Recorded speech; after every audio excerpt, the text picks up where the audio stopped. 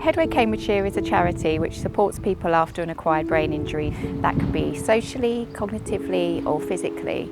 We do this in a safe and secure environment in our hub services and also within our community. So this is our second project funded by the National Lottery Heritage Fund.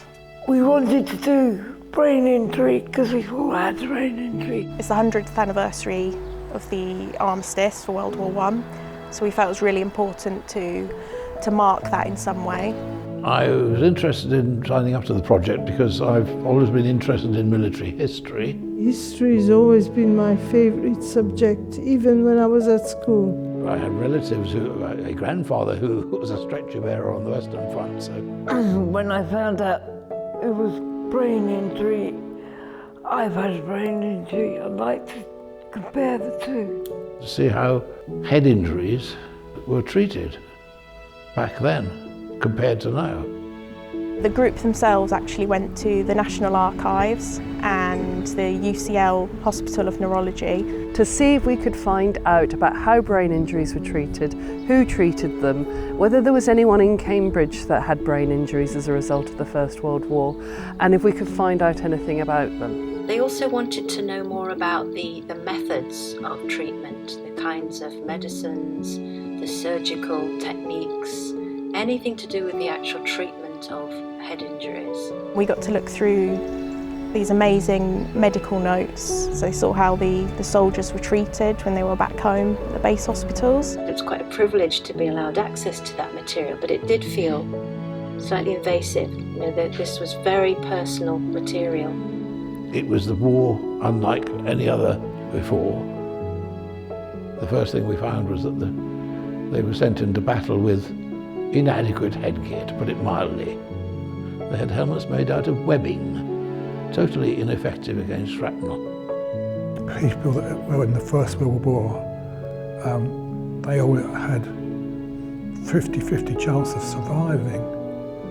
Oh, it's quite unbelievable, really. Somebody who had shrapnel was told to go away, sit down and have a cigarette, put his off together. What a disconnect there was between the people sending troops to the front and the troops. They must have suffered so much, poor people. Their accounts would have probably been treated with disbelief. They're yellow, that's all.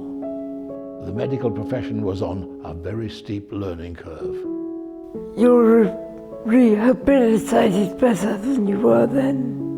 Better drugs, better operational facilities, and better treatment. You're not treated like a leper so much as you were then. The people at the beginning of the war must have had an awful time, and yet we've managed to come up to the current day, and there's an amazing service. Head injury, what happens? A CT scan and various other tests. None of those were available in the First World War.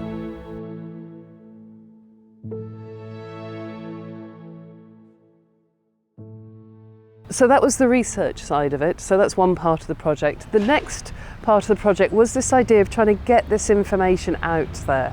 So the research is being used for several different outcomes. Lee Chambers at 105 Radio is creating a podcast based on some of the research that we've done and some of the outcomes as well.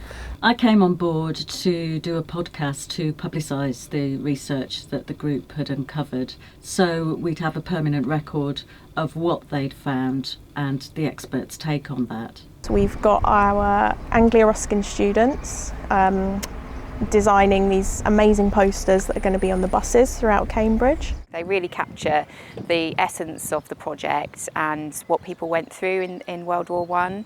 And they're really different as well. They're different styles and are really engaging.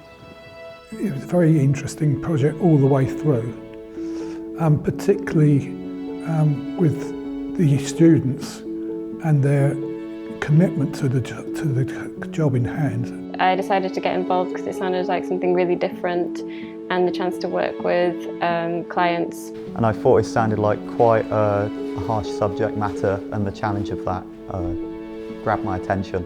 I thought it was a really interesting subject to work on. I just get straight out of my head onto paper in thumbnails, and that was where I began to get the idea for the grenade reflecting the brain. So I looked at lots of reference photos, playing around with shadows and lighting, creating a small image of a profile of a soldier, and then having smaller figures looking like they were piecing back together the brain. I want to really focus on the aspect of the war with the hail of bullets going through the soldier. That was going to be the quote. I looked at combining the imagery of a head, a brain and a trench, and this was my initial sketch showing a head with a crater for the brain.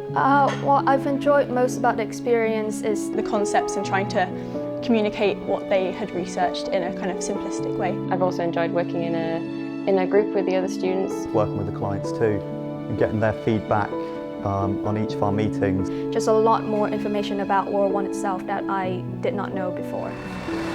Stagecoach buses will have posters on the back of them about impact, about the project, and also inside the buses with a bit more information about it. Seeing how the illustration students created these amazing responses to their brief has been really exciting. My role was to engage with schools, to enthuse and encourage and to produce a show. World War I's an area I'm quite passionate about, so that really enthused me. Netherhall School are going to be producing a film, which is what they came up with, and have a inserted piece into the performance. And then Coleridge, Community College, were happy to look at the work and research that the Headway clients had come up with. We were really interested in being involved in something creative and different and innovative.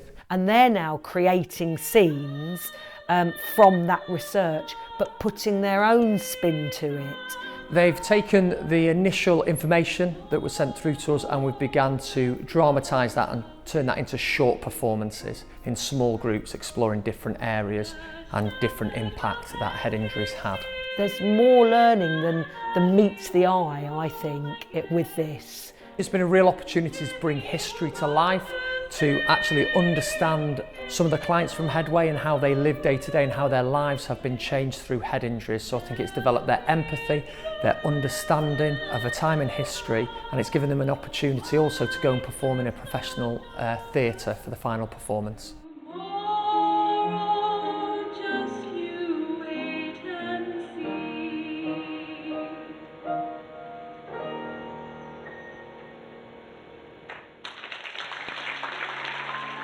For me, the most rewarding part of this project has been seeing the clients gain new skills. That confidence that has come out of being involved in this project is very special. And it's not about them being defined by their brain injury and how that's impacted on their lives. Just building on things like the teamwork skills, communication. And the collaboration with other organisations is really inspiring as well. Everybody's just getting on board and being really inspired by it.